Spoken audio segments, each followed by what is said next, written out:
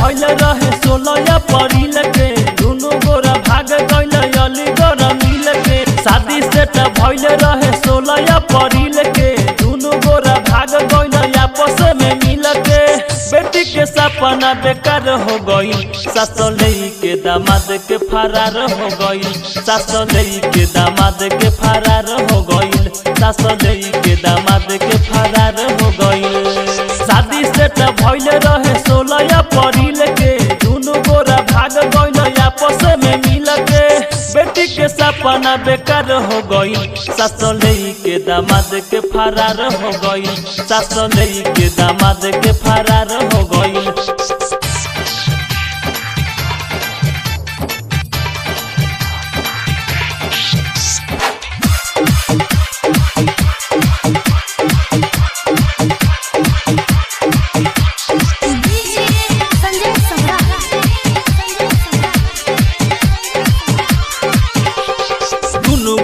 फोनवा से कइल बात हो, सास दामाद के धइले ले हाथ हो। उत पागल बिया, उत पागल बिया दामाद के प्यार में, धोखा देत बाटे उत बेटी के बेकार में।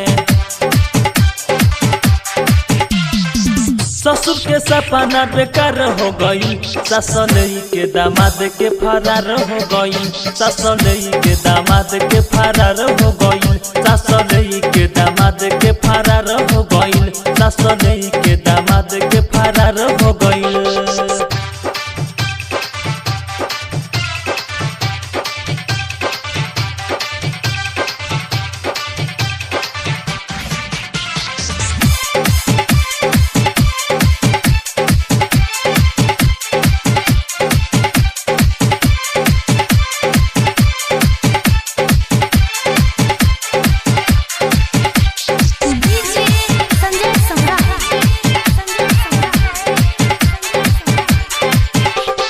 दुनु गोरा आपस में कइले विचार हो, अपना ही घरवा के दिहले बिगार हो।